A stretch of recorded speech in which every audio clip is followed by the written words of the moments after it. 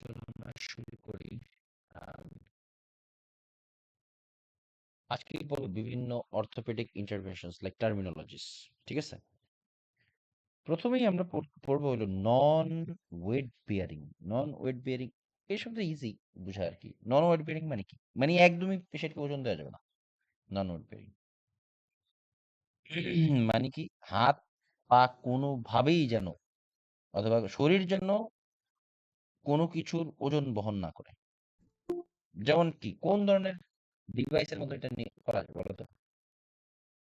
Orthopaedic কোন ধরনের ডিভাইসের মধ্যে এটা করা যায় যে পেশেন্ট কোনো ওজনই ফিল করবে না? কেউ পারবা? ক্রাচ বা হুইল চেয়ার, এগুলো ক্রাচ অথবা হুইল চেয়ার। এবার আসল পিডাব্লিউবি বা partial wait bearing. Partial wait bearing হলো মানে আংশিক ওজন দেওয়া যেতে পারে। পার্শিয়াল মানে, ধরো এটা পায়ের উপরে যদি বলি, যে পায়ের উপর শরীরের সম্পূর্ণ ওজন না দিয়ে, ধরো শরীরে 25% বা 50% হতে পারে, এরকম একটা ওজন দেয়া যেতে পারে। হ্যাঁ, মানে দেখবা যে অনেকে হাঁটার ক্রাচের মাধ্যমে হাঁটে, পা লাগায়, মানে কোন রকম হালকা হালকা করে লাগায় লাগায় হাঁটে। সেটা হলো পার্শিয়াল ওয়েট বিয়ারিং। এর পাশে হলো ওয়েট বিয়ারিং এজ টলারেটেড, মানে যতটুকু সে সহ্য করতে পারে সেতটুকু ওজন দিয়ে হাঁটা বা হাঁটা হতে পারে, অথবা স্বাচ্ছন্দ্য বোধ করে এরকম টাইপের আর কি। আর ফুল ওয়েট বিয়ারিং মানে পেশেন্ট সম্পূর্ণ ওজন নিতে পারবে এরকম, মানে যে যে মানে পোর্শনটা, I mean যে পার্টটা বডির ইনজিউর্ড ছিল, সেই সেই পোর্শনটাতেও 100% ইয়ে দেওয়া যাবে, মানে ওয়েট দেওয়া যাবে। মানে সোজা কথা হলো, রোজ পেশেন্ট কোনো সাপোর্ট ছাড়াই, হোক রাজ, হোক তোমার কি বলে এই হুইল চেয়ার, এগুলো ছাড়াই পেশেন্ট সঠিক নর্মালি ইজিলি হাঁটাচলা করতে পারবে এরকম। আহ এবারে ছিল contracture, shortening or tightening of a muscle resulting in a musculoskeletal deformity. মানে এই কন্ট্রাকচারটা হলো যে তোমার মানে সংকুচিত হয়ে আসে মাসেল, বা টাইট হয়ে আসে, এটা হলো কন্ট্রাকচার। আমি কন্ট্রাকচার বানানটা দিয়ে ইজিলি এই, এটা হলো রিউমাটয়েড আর্থ্রাইটিসের কন্ট্রাকচার। হ্যাঁ, মানে কোন কন্ট্রাকচারটা ম্যাটার করতেছে না, জাস্ট বললাম আর কি। তোমার মাসেল গুলা বা টিস্যু গুলা কন্ট্রাক্টেড হয়ে যায়, সংকুচিত হয়ে আসে, যার ফলে তার স্ট্রাকচার চেঞ্জ হয়ে যায়। যেমন কিছু কন্ডিশনে যেরকম কন্ট্রাকচারটা ঘটে, সেটা হলো like multiple sclerosis, rheumatoid arthritis, spinal cord injury. মানে স্পাইনাল কর্ড ইনজুরি হলে একদম বডি শ্রিঙ্ক হয়ে যাওয়ার চেষ্টা করে। তারপর সেরিব্রাল পালসি, বার্নসটা আমরা সবচেয়ে ইজিলি দেখতে পাই। বার্নস পুড়ে গেলে হাত পা দেখো না সংকুচিত হয়ে গেছে, অনেকে দেখবা যে বাসে দেখা যায় বুক পুড়ে গেলে গলা পর্যন্ত আটকে যায়, একদম লেগে যায়, খারাপ লাগে এগুলো আসলে।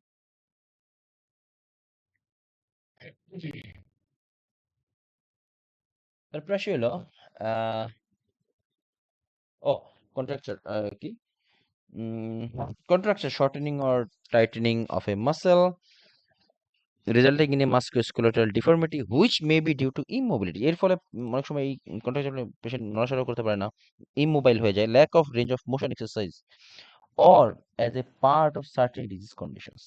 এরপর আসি হলো ডোর্সিফ্লেকশন। এটা অলরেডি জানো যে তোমরা পায়ে নাড়াচাড়া, ডোর্সিফ্লেকশন। এই যে এটা আরেকটা কন্ডিশনেও ব্যবহার করা হয় খুবই কমনলি, ডোর্সিফ্লেকশন। তারপরে প্লান্টার ফ্লেকশন, মানে dorsi means a foot toward the chest, মানে এটা হলো ডোর্সি, মানে এটা শরীরের দিকে, এই পায়ের পাতা শরীরের দিকে তাক করানো, আর প্লান্টার ফ্লেকশন নিচের দিকে তাক করানো। আমরা কোন কোন কন্ডিশনে এই এক্সারসাইজটা রিকমেন্ড করতে বলি? একটু ওয়েট করো, আমি কাকে জিজ্ঞাসা করবো, বলো রায়হানকে। বলো রায়হান, কোন কন্ডিশনে আমরা এই এই এক্সারসাইজটা রিকমেন্ড করি যে আপনি এটা করবেন, করানো হয়েছে এবং জানো?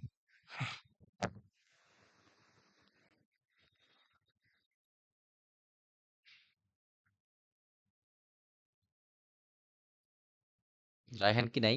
कोई আচ্ছা, मोबाइल पेशेंट 80 भैया। আচ্ছা, ই মোবাইল কাইন্ড অফ মিথ্যা না। আচ্ছা, তুমি আরেকটু স্পেসিফিক ভাবে বলি, এবং এটা খুবই ইম্পর্ট্যান্ট একটা এক্সারসাইজ ডিবিটির জন্য। হ্যাঁ, ডিবিটি অলরেডি গত ইয়েতে পড়েছি, খুবই কমনলি ব্যবহার করা হয় ডিবিটিতে। তো ফুড ড্রপটা হলো দাঁড়াও,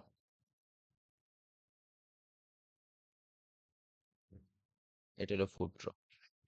এটা অনেক সময় তোমার লং টাইম এক কন্ডিশনে শুয়ে থাকলে, এই যে আমাদের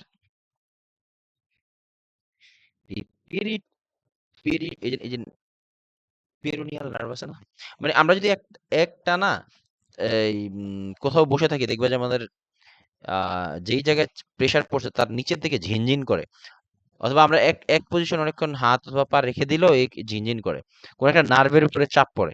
এই আমাদের যখন আমাদের যখন এই পেরোনিয়াল নার্ভের উপরে, এটা হলো তোমার মানে হাঁটুর নিচে নার্ভটা থাকে, এই নার্ভের উপরে যখন লং টাইম চাপ চাপ চাপ পড়ে, তখন আমাদের পা ড্রপ হয়ে যায়, এটাকে ফুড ড্রপ বলে।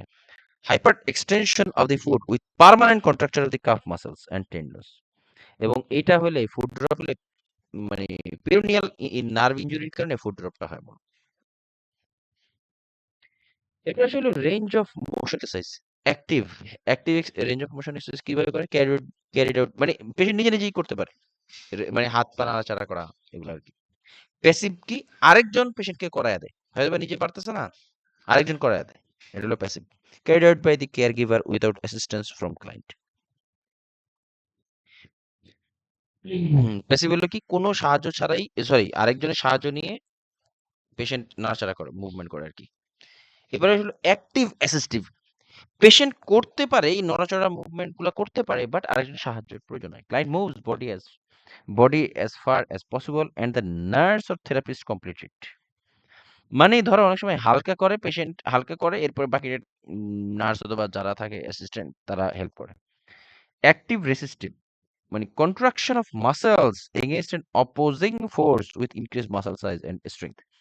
ডাম্বেল দিয়ে যেটা করে, সোজা কথা। মানে অ্যাক্টিভ রেসিস্টিভ হলো যে তোমার ডাম্বেল, বা ধরো তুমি একটা 5 কেজির একটা ওজন তুমি হাতে উঠাইতে চাইতেছো, ওজনটা তোমাকে কি বলে, রেজিস্ট্যান্স দেয়, আই মিন কি বলে, তোমাকে বাধা দেয় ওই ওজনটা তোলার জন্য। আর এটার ফলে এইভাবে কিন্তু মাসেল গ্রো করে, তাই না? এদিকে তৌকির কিছু বলো, তৌকির। হ্যাঁ, জি ভাই আছে, বলেন। মানে ডাম্বেলের ব্যাপারে আমাদের কি এমন এমন কি জানলে আমরা অবাক হয়ে যাবো, বলো তো? মানে কি জানলে বুঝি নাই ভাই। মানে এমন কোন একটা ইনফরমেশন বলো জিম রিলেটেড, বা এই যে ডাম্বেল, এই যে তোমরা যে রেজিস্ট্যান্স দিয়ে যে বডি বানাও, হ্যাঁ হ্যাঁ, মানে ও এরকম এটা একটা হলো কি, ওই যে ইনফরমেশন। মাসলের ফাইবারটা ব্রেক ডাউন হুম। করা হয়। আচ্ছা, তারপর মাসলের ফাইবার যদি ব্রেক ডাউন হয়, তখন প্রোটিন গিয়ে ওই যে এই ব্যাক, ওই যে স্পেসের জায়গাটা ফিল আপ করে, তখন মাসল ইনক্রিজ হয়। আচ্ছা, আচ্ছা, বুঝছো? ওকে। আর কোনো মাসল প্রেশার মানে, খাইলে আর যদি ধরো, দিলাইছে দিলাইছে। আচ্ছা, আর যদি এমন হয়, মানে আরো কোনো ইম্পর্টেন্ট কোনো কিছু, যে মানে আমরা কখনো জানতাম না, অথবা আমরা এভাবে চিন্তা করিনি, বাট তোমরাই জানো, জিম করার পরে জানছো, এরকম কিছু আছে? এটা তো অনেক কিছু আছে, পুরোটাই তো মেডিকেল সায়েন্স রিলেটেড।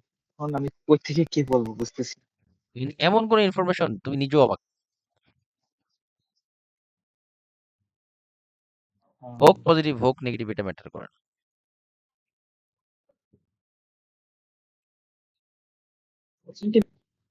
আসলে এটা অনেক ক্রাইটেরিয়া আছে। জিমের তো 3টা কোয়ালিটি আছে, যেমন হলো যে আপনি ফ্যাট লস করে মাসল বিল্ড করবেন, এই একটা। আরেকটা হচ্ছে ম্যারাথন অ্যাথলেটিক, শুধু মানে স্টেমিনা বাড়ানোর জন্য। আরেকটা হচ্ছে ওয়েট লিফটার, এটা হলো খুব মানে অ্যান্ড্রোজেন হরমোন ইনক্রিজ করে।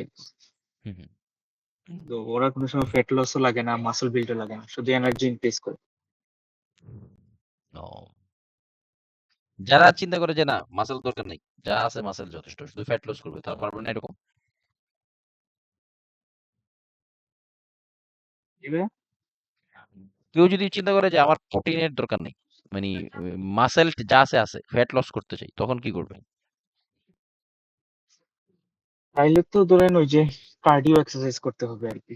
মানে দৌড়াদৌড়ি, এই জাম্পিং, এগুলা। ধরে ধরে, হ্যাঁ, জাম্পিং, তারপর হলো দড়িফাল, সাইক্লিং, সুইমিং, ট্রেডমিল। কিন্তু এগুলো করলে আবার ক্ষতিও আছে।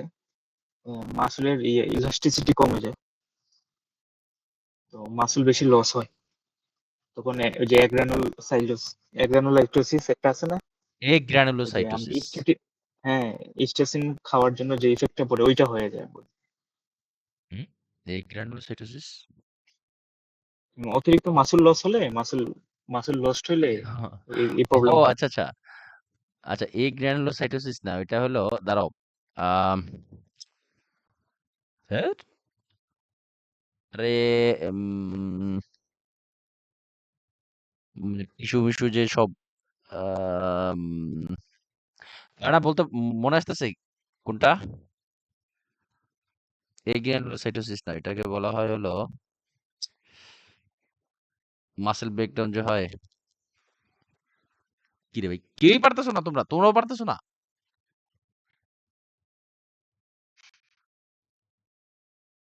সবাইকে আমার জন্য অপেক্ষা করতেছো? তোমরাও চিন্তা করো একটু। এই যে যেটা বললো, উম,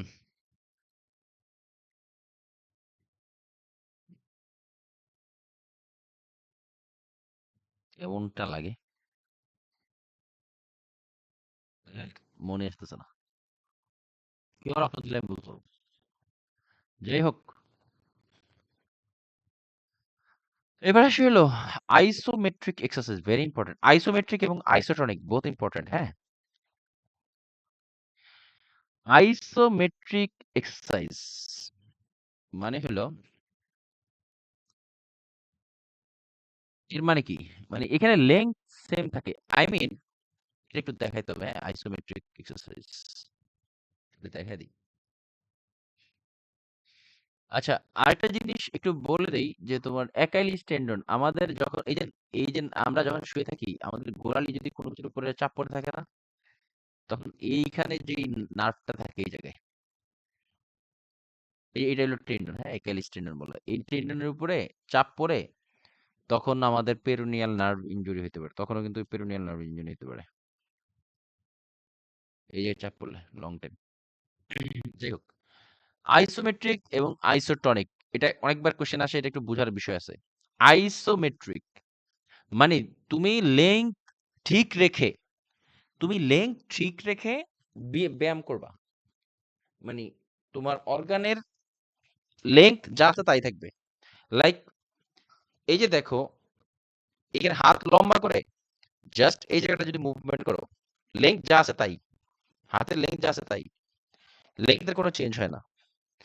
এটার একটা ভালো একটা উদাহরণ হলো, ওই যে স্পঞ্জের বল আছে না অনেকে, যারা বিশেষ করে কি বলে, আহ, আমি স্ট্রোকের পেশেন্টদের ক্ষেত্রে দেখছি, হাতের ভিতরে একটা বল নিয়ে খালি হাত বলটার উপরে চাপ দিতে থাকে।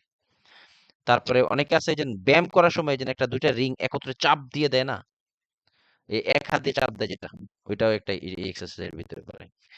Muscle contrast but does not shorten. এই আইসোমেট্রিকের ইয়ে কি, muscle contracts but does not short, মানে মাসেল যে এটা কন্ট্রাক্ট করে বাট শর্ট হয় না। আর আইসোটনিক হলো বিপরীত। ডাম্বেল উঠানো নামানো, এটা হলো আইসোটনিকের উদাহরণ। মাসেল কন্ট্রাক্টস এন্ড শর্টেন্স, কোশ্চেনে কিন্তু আসে এটা, ঠিক আছে।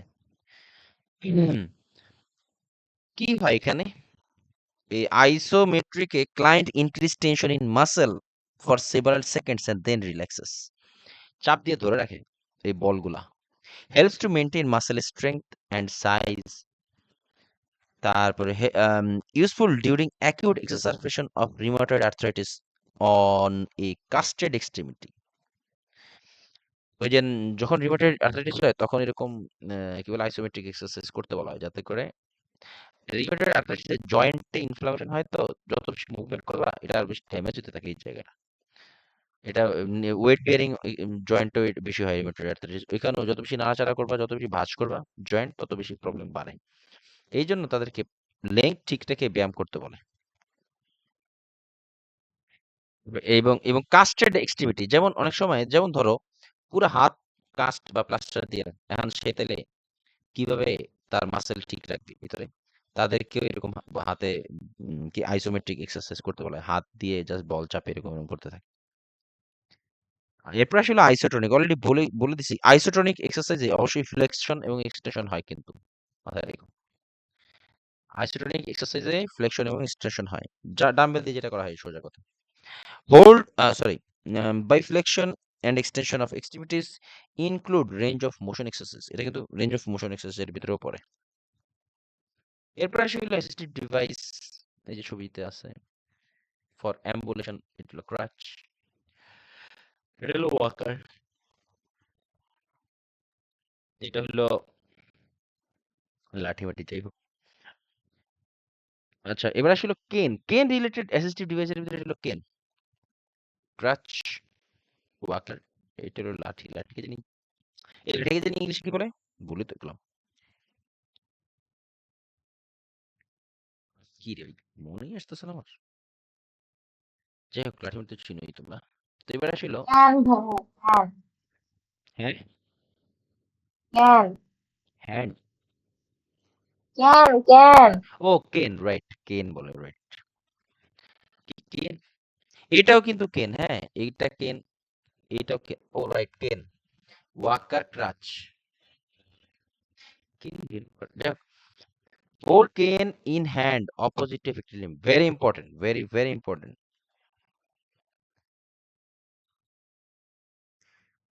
কেনটা ধরতে হবে যেই সাইডে এফেক্টেড সেই সাইডে না, অপোজিট হ্যান্ড। কেনের কেনের সিস্টেম হলো অপোজিট টু এফেক্টেড লিম্ব, এটাকে কেনের ক্ষেত্রে সিওএল, কোল মেনটেন করতে হয়। কেন means opposite to affected limb, যেই পাশে এফেক্টেড তার বিপরীত পাশে কেন থাকবে। হোল্ড কেন in hand opposite to affected limb, advance the cane at the same time the affected leg is moved forward. Yes, মানে কেন দিয়ে হাঁটার সিস্টেম হলো, যখনই কেন সরাবে অথবা যখনই এফেক্টেড লিম্ব চেঞ্জ হবে তখনই কেন সরবে।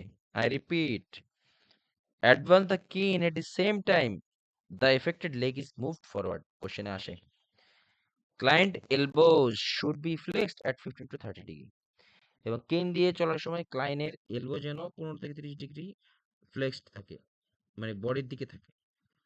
Net should stand at the affected side. আর এই কেনের, এই যে দেখো, এই যে কেনের সাইজ না, এই কেনের এই সাইজ কিন্তু বড় ছোট করা যায় কিন্তু, হ্যাঁ, এবং কেনের সাইজ যদি ঠিক মতো না থাকে, মানে ইনকারেক্ট থাকে, তাহলে কিন্তু এটা ব্যাক ইনজুরি করতে পারে, ব্যাক ইনজুরি। কেন সম্পর্কে কিছু বলার আছে, এই যে দেখো কেন, যেটা বললাম, কেন মানে কি, কেন অপোজিট টু এফেক্টেড লিম্ব, কেন অপোজিট টু এফেক্টেড লিম্ব, কোশ্চেনে পাওয়া যায়। কেন use facts, cane length should be equal to the distance from the greater trochanter to the floor, very important. দেখো, এই যে এটা হলো গ্রেটার ট্রোকেন্টার, কেনের সাইজটা হবে গ্রেটার ট্রোকেন্টার বরাবর, এটা এক একজনের হাইট অনুযায়ী এক এক রকম হতে পারে। cane length should be equal to the distance from greater trochanter to the floor. Incorrect cane length can cause back injury, যেটা একটু আগে বললাম। hold cane opposite to affected limb, hold cane 6 to 10 inch, এটা very important, এটা কিন্তু তোমার rearrange, এটাকে বলা হয়, এটাকে কি ধরনের কোশ্চেন বলে, drag and drop, drag and ড্রপে এই এই এই এই এটা আসে খুবই, কেন দিয়ে কিভাবে হাঁটবে, প্রথমেই cane length should be equal to the greater trochanter, incorrect cane length can cause back injury, hold cane opposite to the affected limb, hold cane 6 to 10 inch to the front and to the side, মানে যে যে কেন use করবে তার 6 থেকে 10 ইঞ্চি সামনে এবং পাশে থাকবে কেনটা। মুভ দ্য কেন and affected limb at the same time, যখনই কেন সরবে সাথে যেন এফেক্টেড লিম্ব সরে। মুভ দ্য কেন and affected limb at the same time if minimal support is needed, if more support is needed, first place the cane forward and then advance the affected leg. Yes, আসে, হ্যাঁ, এই কেনের ইয়ে দিয়ে অনেক question হয়, অনেক। এবারে পরে আসি হলো Waker. Instruct patient to hold upper bars of walker at each side, move the walker forward and step into it. Stand adjacent to the affected side. Yes. বিষয়টা হলো যে তোমার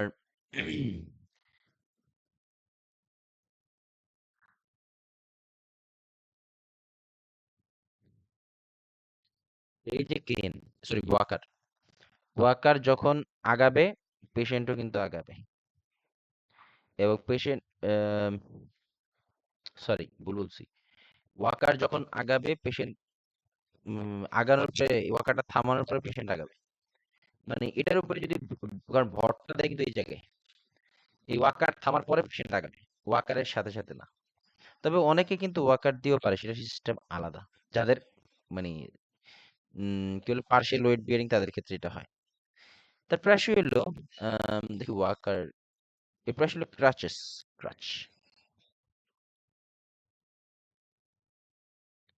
ensure proper length of crutch কিভাবে আমরা proper length of ক্রাচ এই যে under arms এর নিচে যেটা দেয় আর কি ক্রাচ এই যে এটা বিশেষ করে এটা অ্যাক্সিলারি ক্রাচ এলবো ক্রাচ গাটার ক্রাচ অনেক টাইপের ক্রাচ এগুলো এক প্রকার ক্রাচ বাট আমরা ধীরে ধীরে বলবো এই যে আন্ডার আর্মস ক্রাচ যেটা এই ক্রাচের একটা লেংথ আছে লেংথ কি এই ইয়ে থেকে অ্যাক্সিলারি রিজন থেকে 2 থেকে 3 ইঞ্চি নিচে থাকতে হবে ক্রাচের এই এই এটাকে কি বলে এই যে হাত মানে যেটা আন্ডার আর্মস এর নিচে থাকে এটা 2 থেকে 3 ইঞ্চি নিচে থাকতে হবে বিলো দি এক্সিলা এবং এই যে পেশেন্ট যে ভরটা দেয় পেশেন্টের বডি যে ভর দেয় সেটা থাকবে পেশেন্টের হাতে এই হাতের উপরে ভরটা যাবে নট এক্সিলা রিমেম্বার চাইলে কি হয় এখানে ভরটা যদি এক্সিলার উপরে এই এই এই ক্রাচের ভরটা যদি এক্সিলাতে পড়ে বা এক্সিলার নেয় সেক্ষেত্রে হবে কি এক্সিলারি যে তোমার সরি এক্সিলার তো না এই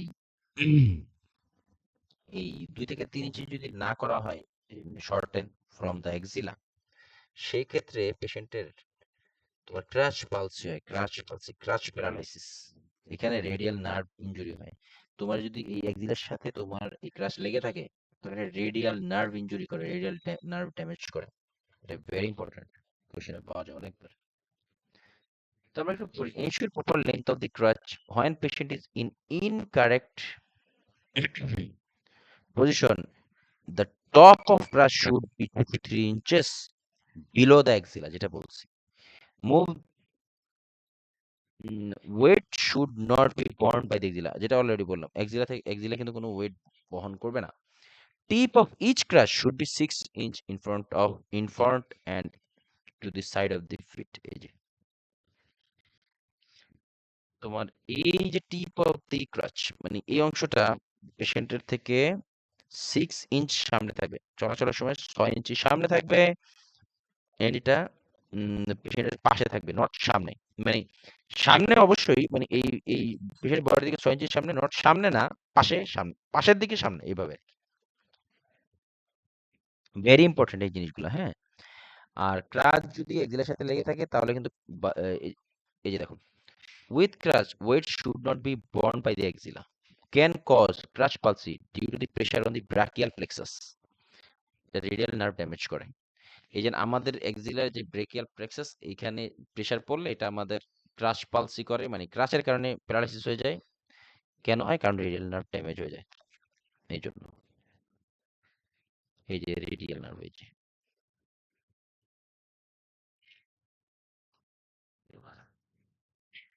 এবার আসলে হলো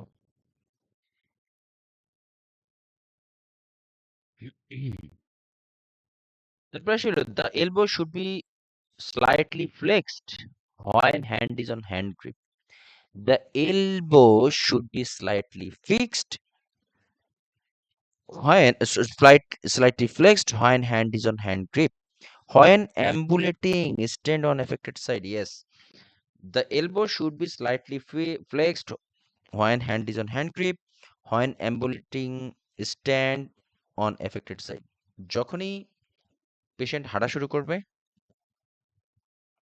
পেশেন্ট দাঁড়াবে কিন্তু হয় অ্যাম্বুলেটিং স্ট্যান্ড অন এফেক্টেড, যখন এই ক্রাচ নিয়ে পেশেন্ট হাঁটাচলা করবে, পেশেন্ট দাঁড়াবে কিন্তু এফেক্টেড সাইডের উপরে, কারণ ভরটা পাইতেছে সে কোথায়, পায়ে না, ভর পাচ্ছে সে ক্রাচের উপরে, এই জন্য এফেক্টেড সাইড দাঁড়ালে সমস্যা না। এখনো কথা হলো সিট ডাউনের ক্ষেত্রে সিস্টেম, এই ক্রাচের আছে না, ক্রাচের অনেক কোশ্চেন। বসলে কিভাবে বসবে, বসার থেকে উঠলে দাঁড়াবে কিভাবে দাঁড়াবে, তারপরে 4 পয়েন্ট গেট 3 পয়েন্টের গেট তো আছেই। তো এগুলো একটু আমরা একটু দেখবো, এটা একটু ভেজাল এবং এটা আসে অনেক বেশি, ক্লাস থেকে কোশ্চেন মাস্ট হয়। প্লেস আনএফেক্টেড লেগ, আচ্ছা এবার আসে হলো ক্রাচ অবস্থায় বসবে কিভাবে, চেয়ারে। Place unaffected leg against the front of the chair, চেয়ারে যে বসবে, চেয়ারে বসার আগে যেই চেয়ারের চেয়ারে বসার আগে যেই সাইডটা, যেই ধরো দুই পায়ের বাম পাই ধরো এফেক্টেড, সে বসতে চায়, বসার জন্য চেয়ারের সামনে আগে বাম পাটা আগে রাখবে, চেয়ারের সামনে রাখবে। এরপরে move the crutches to the affected side and grasp the arm of the chair. এরপরে হবে কি, বাম পাশেরও যেই ক্রাচটা আছে সেটা ডাইন সাইডে, সরি ডান বাম বাম পা এফেক্টেড, তো আমি তো উল্টাই বলছি, সরি বলছি। বসার জন্য এফেক্টেড সাইড, এটা ডাইন পাশ হোক বাম পাশ, এটা ম্যাটার করে না। এফেক্টেড সাইডটা, সরি আনএফেক্টেড সাইডটা চেয়ারের সামনে থাকবে। দেন তোমার কি বলে, ক্রাচ দুইটা এফেক্টেড সাইডের কাছে, এফেক্টেড সাইডের পাশে রাখবে ক্রাচ দুইটা। আমরা যদি ডান পাশের পাটাকে এফেক্টেড সাইড ধরি, তাহলে চেয়ারে সামনে আনবো আগে বাম পা, বাম পা রাখবো চেয়ারের সামনে, মানে চেয়ার বসার জন্য বাম পা চেয়ারের ইয়ের সামনে, চেয়ারের সামনে থাকবে। এরপরে যে ডান পা যে এফেক্টেড না, ডান পাশে ক্রাচ দুইটা থাকবে, ঠিক আছে।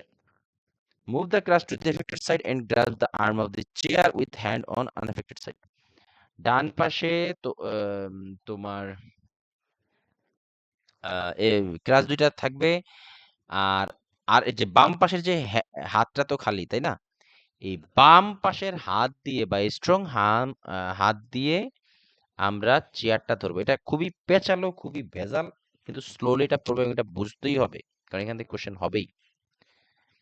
Flex the knees of the unaffected leg to lower self into the chair while placing the affected leg straight out in front.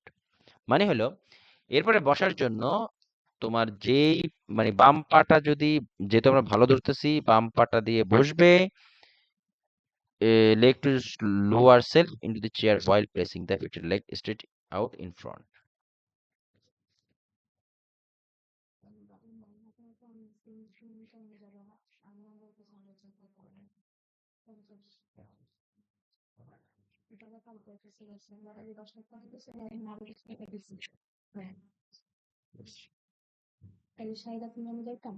Account number নিতে বলো, আমি পাঠিয়ে দিই, ওনারা করে দেবে।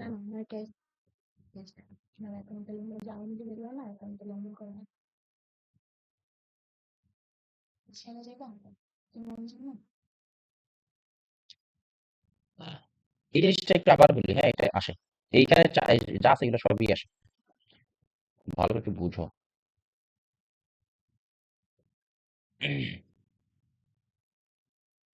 দেখি কে কিরকম বুঝছে, একটু বোঝার চেষ্টা করি। এটা তৌকির কি কি বুঝছো বলো তো, চেয়ারে বসার জন্য।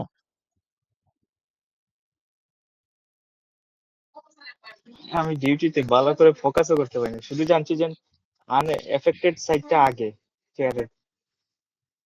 ওকে, রুনা, রুনা তো ভালো করে শুনছো পরে আজকে, বলো। আনএফেক্টেড সাইডটা আগে দিতে হবে, affected সাইডটা ধরো, পরে। ধরো তোমার পায়ে ব্যথা, আল্লাহ না করুক, ধরো তোমার পায়ে, তুমি বসবা কিভাবে বলো তো, চেয়ারে বসবা কিভাবে, দুই হাতে তোমার লাঠি, মানে ক্রাচ, বুঝাও আমাকে। হ্যাঁ, আগে তো হচ্ছে আমার যে পাওটা ভালো ওইটাই আগে চেয়ারের কাছে আনবো, তারপরে পয়সা, তারপরে যেটা হচ্ছে অ্যাফেক্ট, তারপরে হচ্ছে ওইটা চেয়ারের কাছে আনবো। শেষ। এটা তো ভাবতে হবে এখন।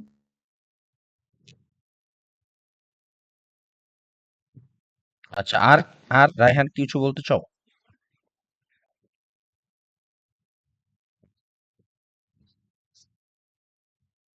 এই আমি কাজ করতেছিলাম, অনেক কিছু শুনি নাই। ও, আচ্ছা, আমি আবারও বলি, ভালো করে খেয়াল করো। ক্রাচ ব্যবহার করে চেয়ারে বসার একটা সিস্টেম আছে, এটা কোশ্চেনেও পাওয়া যায়।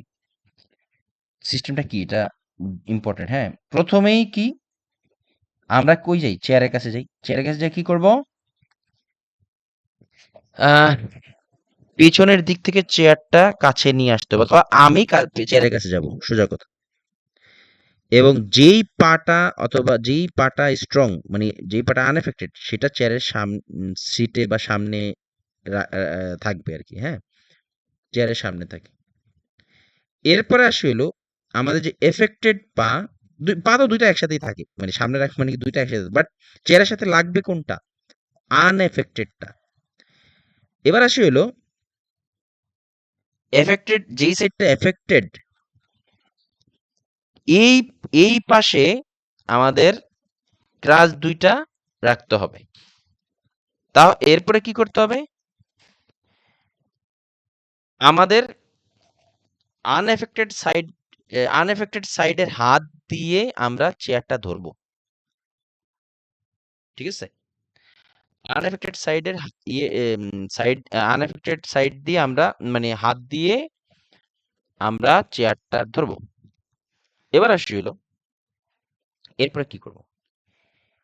এরপরে আমরা, মানে আমাদের তাইলে এই বসার জন্য তাইলে ওয়েটটা কোন সাইডে পড়বে বেশি? যেই সাইডে আনএফেক্টেড সেই সাইডে ওয়েটটা বেশি পড়ে, এবং আস্তে আমরা ধীরে ধীরে বসতে পারবো। এটা হলো সিস্টেম। এবং এটা ইউটিউবে ভিডিও পাওয়া যায়, ইউটিউবের ভিডিও দেখে নিও। এটা খুবই কনফিউজিং, এত সহজ মনে করেন এটা কোশ্চেন আসে।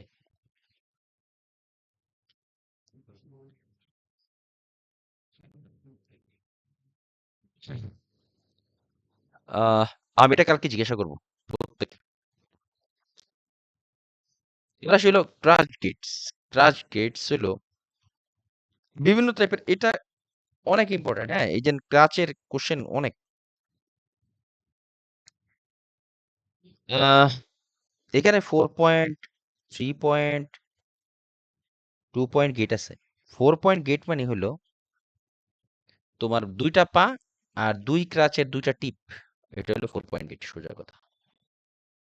এই যে যেমন এটা এটা হলো 3 পয়েন্ট গেট উদাহরণ, ধরো দেখা যাইতেছি না এখানে। থ্রি 4 পয়েন্ট গেট হলো যে পা দুইটা আর ক্রাচ, এই যে মানে এই দুই ক্রাচ আর এই দুই পা যখন তোমার চারোটাই মাটিতে থাকে, সেটা হলো 4 পয়েন্ট। থ্রি থ্রি এটা হলো 3 পয়েন্ট, এই যে এই ছবিটা হলো 3 পয়েন্টের।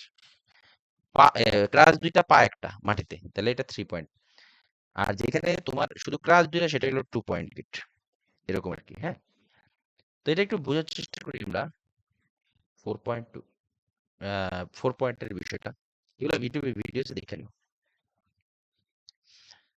4 পয়েন্ট গেট।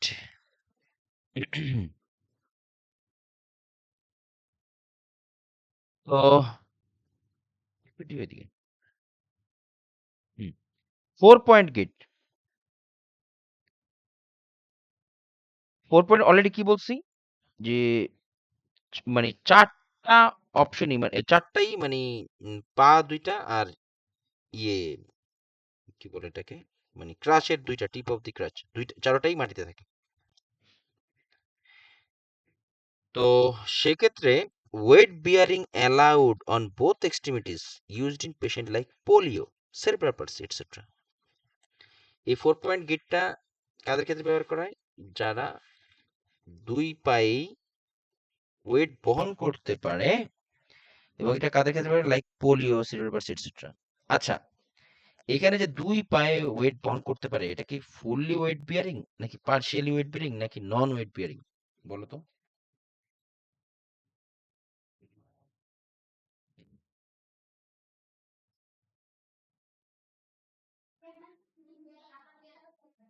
এই 4 পয়েন্ট গেটে হাঁটার সময় আমরা যে একটু টার্মিনোলজিস পড়লাম, নন wait bearing, partial wait bearing, নাকি হোল ওয়েট বিয়ারিং নাকি sorry wait bearing as tolerated নাকি ফুল ওয়েট বিয়ারিং, কোনটা পড়ে এই 4 পয়েন্ট গেটে?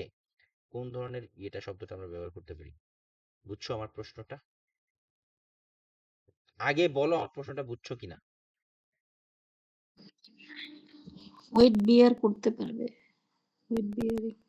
ওয়েট বিয়ারিং, হ্যাঁ ওয়েট বিয়ারিং, তারপরে ধরো কি বলে পার্শিয়ালি ওয়েট বিয়ারিং, যাদের পা তোমার কিছুটা ওজন নিতে পারে কিন্তু দুর্বল, সেক্ষেত্রে তোমার এই 4 পয়েন্ট গেটটা খুবই ব্যবহার করা যায়।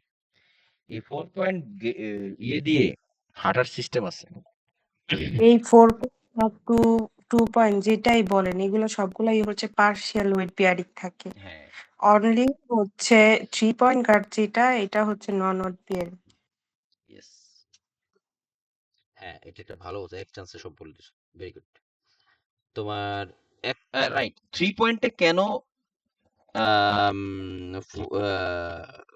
ফুল ওয়েট বিয়ারিং, কারণ এক পা ইয়েতে থাকে মানে ফুল মাটিতে ওয়েট থাকে। বিয়ারিং তো নন ওয়েট বিয়ারিং, নন সরি ওয়েট আমি পার্শিয়াল ওয়েট বিয়ারিং এর কথা বলতেছি।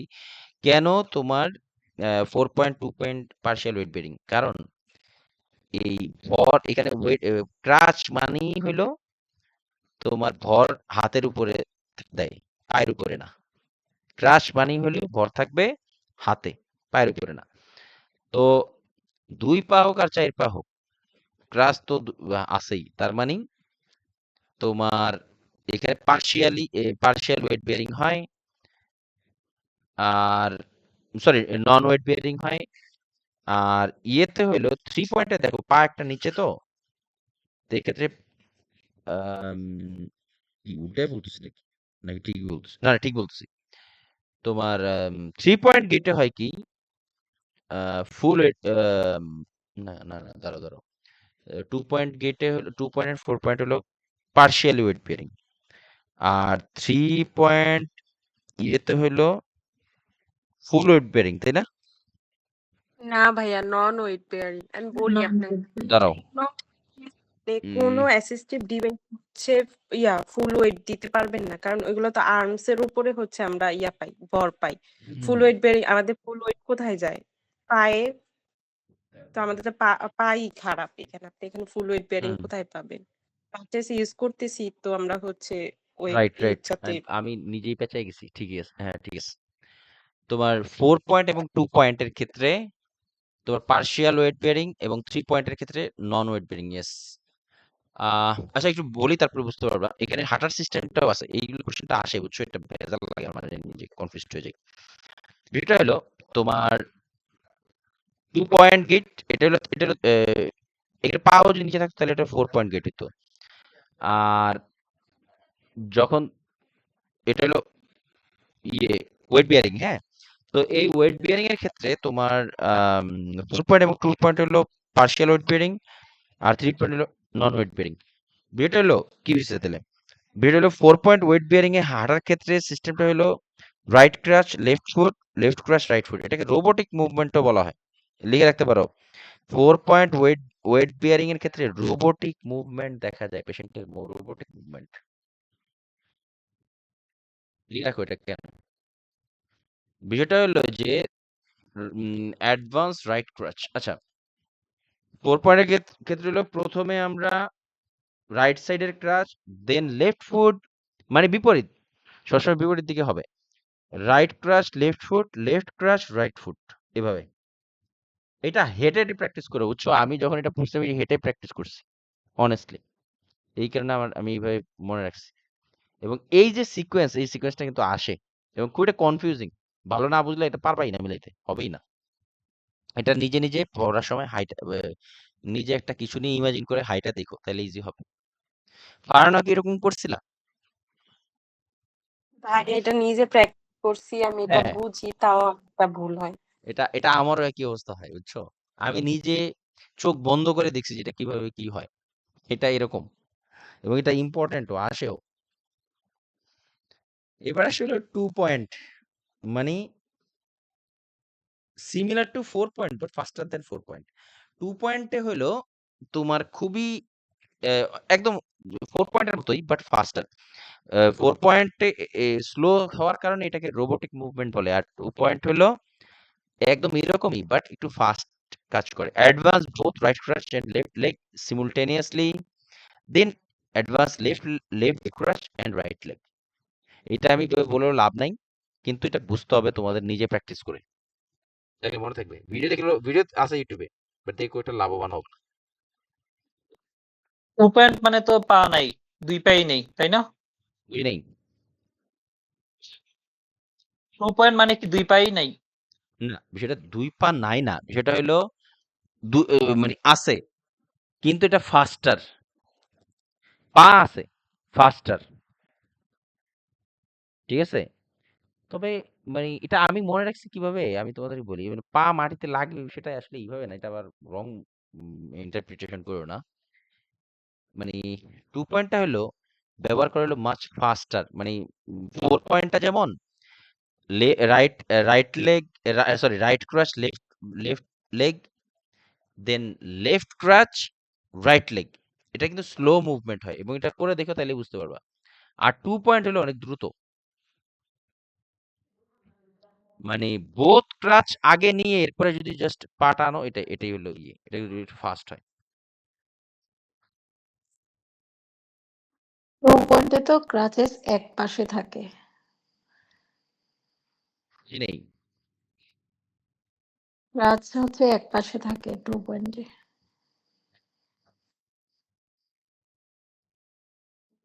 ভাই আমি দুই কোন পাশে বুঝতে পারি না, এটা কি পা একটা আর হচ্ছে স্ক্র্যাচ একটা, এটাই তো?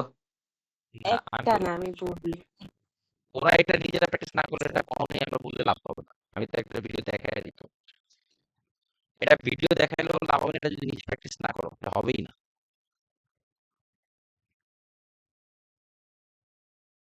এটা হলো 2 point gate.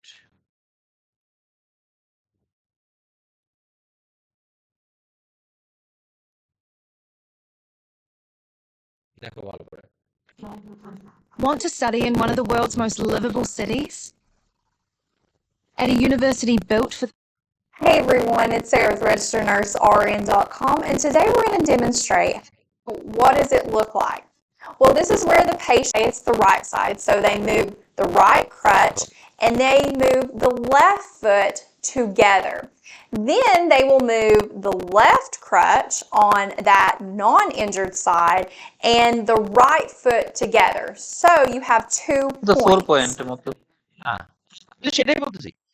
2 point and Thank you 4 so point. much for watching, and এটা don't ভিডিও forget to দেখো, subscribe to our channel. দেখে 4 পয়েন্ট হচ্ছে সিমিলারই, একটা হচ্ছে ফাস্টার, একটা হচ্ছে স্লোয়ার। এখন স্লোয়ার। হয়তো তাদের ইউজ করা আর জয়ী, তাদের 4 পয়েন্ট এইটা তো, এইটা হচ্ছে আপনার যারা একটু স্টেবল পেশেন্ট, হ্যাঁ, তাদের ক্ষেত্রে হচ্ছে আমি 4 পয়েন্ট ইউজ করি। আর যারা হচ্ছে একটু আনস্টেবল থাকে ওই পেশেন্টের ক্ষেত্রে হচ্ছে 2 পয়েন্ট ইউজ করে। এরকম ক্রাইটেরিয়া বুঝছো দুইটাই থাকে। রায়হান? এটা অবশ্যই শুনবা বাট মনে থাকবে না প্র্যাকটিস না করলে। নিজের উপর দিয়ে না নিলে এটা থাকবেই না, যত ভালো বুঝো না কেন, তাও ভুলে যাবা। এর জন্য হিউজ প্র্যাকটিসের প্রয়োজন পড়ে। 2 পয়েন্টটা 4 পয়েন্টের মতোই, বাট 2 পয়েন্ট একটু ফাস্ট হাঁটা যায়, 4 পয়েন্ট ফাস্ট হাঁটা যায় না। এই advance both right crutch and left leg simultaneously, then advance left crutch and right leg. এরপর ছিল 3 point used when one extremity is non-weight bearing. Yes, like one extremity on cast or কি বলে arthroscopy. Advance both crutch 3 point কি advance both crutches and affected extremity, then unaffected extremity. এটা easy. যখন তুমি দেখো ছবিটা, আমরা অনেকে দেখছি না, এই যে অনেকে এই দুইটা আগে নেয়, এরপরে পা একটু হাতের উপরে বল দিলে পা অটোমেটিক এই জায়গায় চলে আসে। এটাই হলো 3 point gate. এটা easy. Used when one extremity is non-weight bearing, advance both crutches and affected extremity, then unaffected extremity. To climb stairs, good leg first. এই very important. এটা আরেকটা জায়গা। আমরা সিঁড়িতে ওঠার ক্ষেত্রে কিভাবে উঠবো? এই ক্রাচ নিয়ে সেটা হলো ওঠার ক্ষেত্রে গুড লেগ ফার্স্ট, নামার ক্ষেত্রে ব্যাড লেগ ফার্স্ট। লিখে রাখো এটা। With crutches to climb the stairs, good leg first. অনেকবার সেখানে line to line question.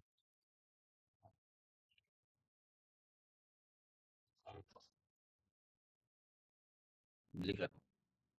With crutch for climbing the stairs, good leg first. To climb stairs, good leg first. To নামার ক্ষেত্রে bad leg first. আমি এটা সংক্ষেপে এভাবে মনে রাখছি যে সিঁড়ি থেকে নামার ক্ষেত্রে ভালো পা আগে, আর ওঠার ক্ষেত্রে সরি সিঁড়িতে ওঠার ক্ষেত্রে ভালো পা আগে, নামার ক্ষেত্রে খারাপ পা আগে। এটা এই মানে এইগুলা সবই কোশ্চেন। আর প্লিজ এটা আমি মুখে বললে লাভ হবে না কোনো, তো আমি চেষ্টা করতেছি, বাট তোমাদের উপরে নিজের উপরে প্র্যাকটিস করতে হবে। এরপরে আসলে সুইং টু আর একটা হলো সুইং থ্রু। সুইং টু হইলো যে use for patients with paralysis for both paralysis of both lower extremities or bilateral amputation. মানে হলো কোন ধরনের পেশেন্ট যাদের তোমার বোথ এক্সট্রিমিটিস নাই, অথবা যদি দুই সাইডের দুই পায়ে যদি কেটে ফেলে, তখন ওই যে ক্রাচের ভিতর দিয়ে যখন ক্রাচটা সামনে নিয়ে যখন সে আগাইতে যায়, পুরো ভিতরে ঢুকে বের হয়ে যায়, মানে কেমনে বলবো এগুলা? আচ্ছা এটা দেখাই দিই। সুইং টু, এটা প্লিজ দেখো, এটা সুইং টু গেট ক্রাচ। এই যে দেখো সুইং টু গেট, না পারফেক্টলি সুইং টু না, এটা সরি, হ্যাঁ এটা সুইং টু। মানে হলো এই যে দেখো, ধরো ধরো, লাঠি দিয়ে লাফ দেওয়া। না না না, লাঠি দিয়ে লাভ লাভ দেওয়া অবশ্যই, কিন্তু এই পাটা এই লাঠি বরাবর আসে। সুইং টু মিন্স এই লাঠি বরাবর, ক্রাচ বরাবর আসে। এই সুইং টুতে পা দুইটা লাঠি বরাবর আসে। বন্ধ হয়েছে? নেই, কমেন্ট আছে, কমেন্ট আছে। Hello, 7 minute. ভাইয়া 7 মিনিট। সুইং টু হলো ক্রাচ দুইটা আগানোর পরে যতটুকু আগাবে ক্রাচ দুইটা, সে পাও ওই বরাবর রাখবে, সেটা হলো সুইং টু। আর সুইং থ্রু হলো ক্রাচ দুইটা যতটুকু সামনে আসবে, পা তার আরো বেশি সামনে যাবে, সেটা হলো সুইং থ্রু। বুঝছো? সুইং টু কি? ক্রাচ বরাবর tip of the fit same লেভেলে থাকে, আর সুইং থ্রু হলো এটা টিপ অফ দি ফিঙ্গার থেকেও সামনে চলে যায়, এটা হলো সুইং থ্রু। এটাই হলো মেইন বিষয় এখানে। এটা ভিডিও দেখে নিজে প্র্যাকটিস করতে হবে, নাহলে আমার কিছু বলার নেই, এটা নিজের উপরে না নিলে হয় না। Swing to get used for patient with paralysis of both extremities or bilateral amputation. মানে কি? Both crutches placed forward and then patient swing forward to the crutches. R swing through gate কি? Same indications as swing to, both crutches placed forward and patient swing body through the crutches. মানে এখানে দেখাই দিই আরেকবার। Swing two না, এবার এসে হলো সুইং থ্রু, দেখবা তাইলে বুঝতে পারবা। Swing THR,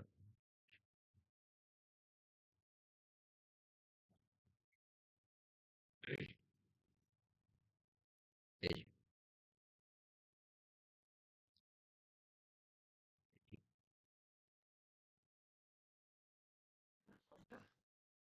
When your doctor has ordered you to be non-weight, in order to walk non-weight bearing through the, you'll place your crutches and advance them forwards about 12 inches. You'll swing through the crutches on your unaffected limb, making sure you push through the hands and the armrest to advance your body forwards. You'll swing through the crutches on your unaffected limb, making sure you push through the hands and the armrest to advance your body on shape off of your affected limb while walking. In order to walk non-weight bearing, you'll place your crutches and advance them forwards about 12 inches. You'll swing through the crutches on your unaffected. Swing, এই দেখো tip of the ক্রাচ, তাতে কত সামনে চলে আসছে। আর swing two যেটা এই tip of the ক্রাচ বরাবর পার, আর সুইং থ্রু কি এটা এই দুই ক্রাচের মাঝখানে যে জায়গাটা ব্রেক করে চলে আসে এটা হলো সুইং থ্রু।